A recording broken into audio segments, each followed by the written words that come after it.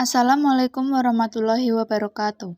Perkenalkan, kami dari kelompok 8 ingin menjelaskan tentang sistem gerak pada manusia yang beranggotakan saya sendiri Putri Ayu Lestari dengan NPM 193200016, kemudian ada Dian Ratnosari dengan NPM 320029, dan yang terakhir ada Sekar Arumelati dengan NPM 193200032. Kami dari Prodi Pendidikan Biologi Universitas PGRI Semarang. Tujuan kami membuat video ini adalah untuk memenuhi tugas pengembangan sumber dan bahan ajar biologi yang diampu oleh Ibu Atip Nurwahyunani SSI SPD MPD. Nah, pada sistem gerak pada manusia dibagi menjadi 4 bab.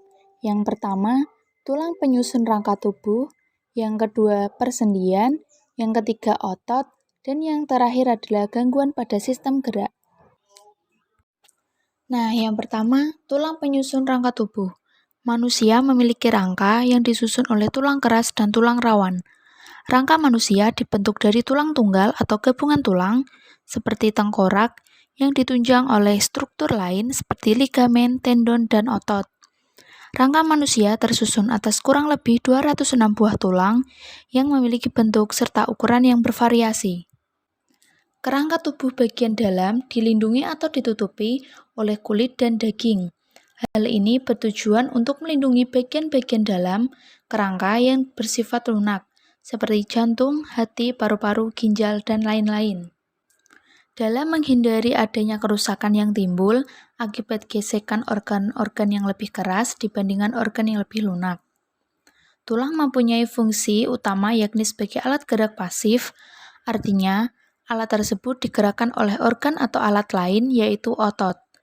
Tulang terbentuk oleh kandungan kalsium berupa garam yang melekat dengan bantuan kolagen. Bentuk tulang dari biasa berubah tubuh atau bisa mengalami kelainan, misalnya infeksi penyakit, faktor nutrisi, serta gizi pada masa perkembangannya.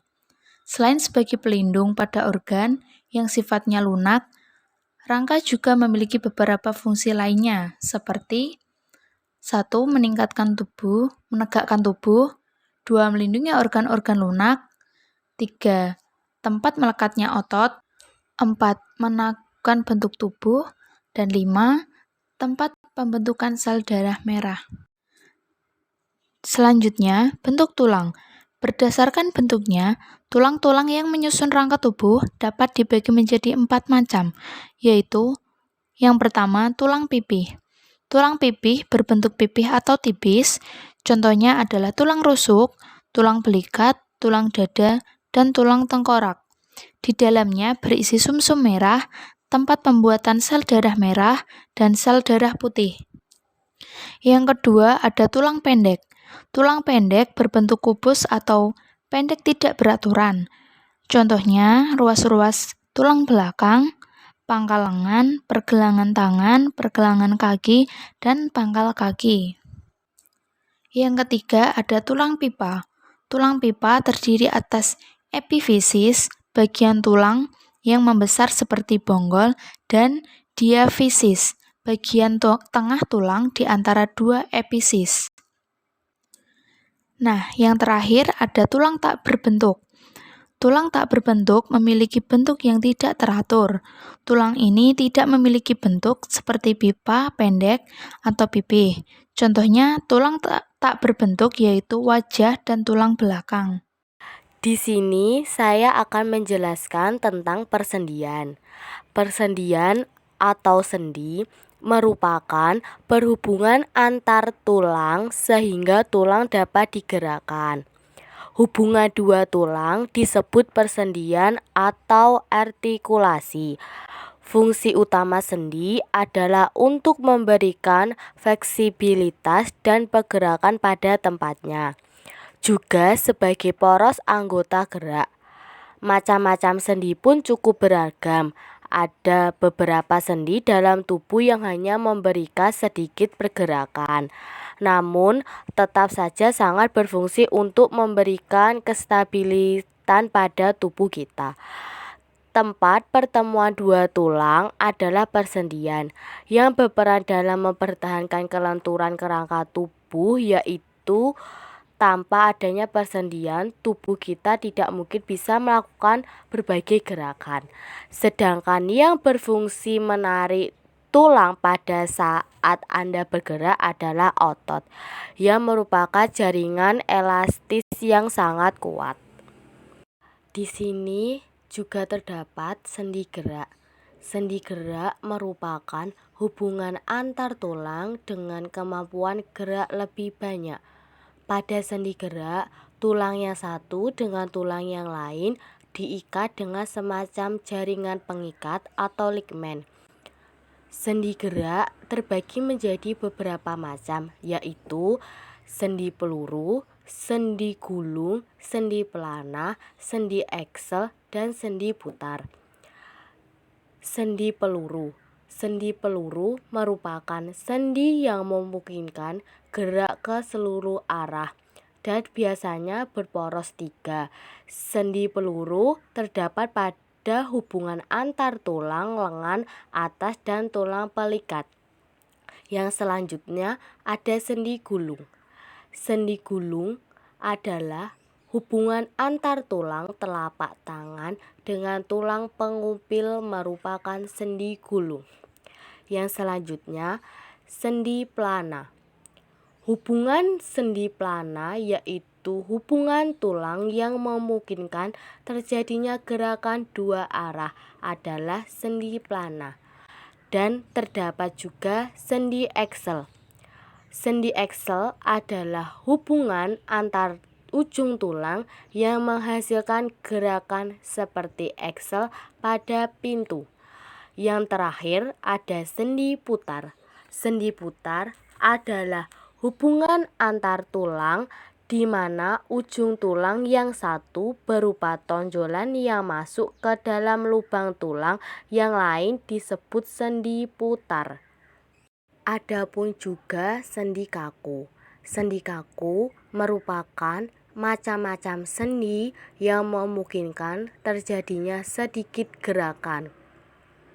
Sendi kaku terdapat pada hubungan antar tulang-tulang pergelangan tangan dan tulang pergelangan kaki. Adapun juga sendi mati. Sendi mati merupakan macam-macam sendi yang menghubungkan tulang yang satu dengan tulang yang lain tanpa dapat digerakkan sama sekali. Persendian jenis ini terdapat pada hubungan antar tulang pada tengkorak. Di sini kita juga membahas tentang otot. Dalam kehidupan sehari-hari, otot disebut juga daging. Tulang-tulang yang menyusun kerangka tubuh kita tertutupi oleh otot. Dengan adanya kerja otot, tubuh dapat digerakkan. Oleh sebab itu, otot disebut alat gerak aktif. Fungsinya sebagai pergerakan tulang. Tulang bisa menghasilkan sebuah gerakan. Berdasarkan jenis-jenisnya, otot dibagi menjadi 3, yaitu otot polos, otot lurik, dan otot jantung. Jenis-jenis otot. Otot terbagi menjadi 3 jenis, yaitu otot polos, otot lurik, dan otot jantung. Otot polos. Setiap serabut otot polos adalah sel tunggal berbentuk gelondong dengan satu inti yang terletak di tengah. Sel-sel itu tersusun dalam lembaran. Jika kita lihat di bawah mikroskop cahaya, otot polos tidak memperlihatkan pola lurik yang melintang. Permukaannya polos. Sel-sel yang mengandung filaments tipis maupun tebal aktif dan miosin. Dan filamen tersebut tersusun menjadi viral kontraktil. Untuk otot lurik disebut juga otot kerangka, adalah otot yang melekat pada kerangka. Bagian tubuh kita yang berdaging merupakan otot kerangka. Karena jika dilihat dari samping, Serabut otot ini memperlihatkan suatu pola serat melintang atau bergaris. Irisan melintang otot ini memperlihatkan beribu-ribu serabut otot. Serabut-serabut itu tersusun dalam berkas-berkas yang sejajar dan terkait sesamanya oleh jaringan penyambung yang dilalui oleh pembuluh darah dan saraf. Untuk yang terakhir, ada otot jantung. Otot jantung hanya terdapat pada organ jantung saja. Otot jantung terdiri atas serabut lurik. Miofibril, otot jantung bercabang-cabang dan mitokondrianya lebih banyak daripada yang terdapat pada serabut otot kerangka. Bentuk otot jantung seperti gelundung dengan inti berjumlah banyak dan terletak di tepi. Ada juga perbedaan dari otot jantung, otot lurik, dan otot polos. Untuk yang ke-1, pembedanya terdapat pada letak. Untuk otot polos terletak di lambung, utreus, kantong urin, pembuluh darah, dan rahim. Untuk otot lurik terletak di melekat pada rangka. Untuk otot jantung terletak di dinding jantung. Untuk yang kedua, bentuk serabut. Otot polos tidak beraturan, otot lurik beraturan, otot jantung beraturan. Yang ketiga, jumlah inti. Untuk otot polos berjumlah 1, otot lurik ada banyak, otot jantung berjumlah 1. Yang keempat, untuk letak inti. Letak otot polos ada di tengah, otot lurik ada di tepi, otot jantung ada di tengah. Yang kelima, ada kecepatan respon. Kecepatan respon otot polos sangat lambat, otot lurik cepat, otot jantung yaitu sedang. Untuk cara kerja pada otot polos tak sadar, otot lurik sadar, otot jantung tak sadar. Yang selanjutnya ada kemampuan kontraksi. Untuk otot polos lama, otot lurik sebentar, otot jantung sedang. Untuk yang terakhir, terdapat berbeda warna. Untuk otot polos yaitu warnanya polos, untuk otot lurik yaitu lurik, untuk otot jantung yaitu lurik. Selanjutnya ada gangguan pada sistem gerak. Gangguan pada sistem gerak atau sistem rangka ini dapat terjadi karena adanya gangguan secara fisik, fisiologis, gangguan tulang belakang, dan persendian. Saya akan membahas yang pertama adalah gangguan fisik. Gangguan fisik ini yang paling sering terjadi adalah pada tulang, seperti patah tulang atau fraktura, atau bisa disebut juga retak tulang atau fisura. Bila terjadi patah tulang, maka akan terbentuk zona fraktura yang runcing dan tajam sehingga menimbulkan rasa sakit karena pergeseran tulang dan akan menyebabkan pembengkakan atau pendarahan. Keduanya ini bisa terjadi akibat kecelakaan. Bila tulang yang patah keluar dari permukaan kulit disebut patah tulang terbuka, sedangkan bila tulang yang patah di dalam kulit dan otot disebut patah tulang tertutup. Retak tulang atau patah tulang pada anak-anak itu lebih mudah disembuhkan dibandingkan pada orang dewasa, karena pada anak-anak masih terjadi pertumbuhan tulang dari tulangnya yang masih banyak mengandung zat perekat. Patah tulang yang tidak ditangani dengan baik dan benar dapat menyebabkan kelainan pada tulang. Kelainan itu misalnya pada tulang tangan yang menjadi bengkok karena tulang tangan yang patah tidak tersambung dengan benar. Kemudian yang kedua adalah gangguan fisiologis. Gangguan fisiologis pada tulang dapat disebabkan oleh kelainan fungsi hormon atau vitamin. Berikut ada beberapa penyakit yang terjadi pada sistem gerak, yaitu yang pertama ada rakitis. Rakitis ini merupakan penyakit tulang di mana kaki melengkung menyerupai O atau X. Penyakit ini disebabkan oleh kekurangan vitamin D dan zat kapur atau kalsium pada makanan, sehingga pertumbuhan dan pembentukan tulang itu tidak sempurna. Kemudian ada osteoporosis. Osteoporosis ini merupakan gangguan tulang dengan gejala penurunan massa tulang sehingga tulang menjadi mudah rapuh. Hal ini terjadi karena lambatnya osifikasi dan penghambatan reabsorpsi atau penyerapan kembali bahan-bahan tulang. Selanjutnya ada fraktura. Fraktura adalah kondisi terputusnya keutuhan susunan tulang pada tubuh manusia. Fraktura atau yang disebut juga patah tulang ini bisa terjadi di area ujung tulang atau tulang rawan pada bagian persendian. Kemudian ada artritis. Artritis ini merupakan suatu kondisi peradangan sendi. Peradangan sendi ini dapat menyerang dari beberapa sendi.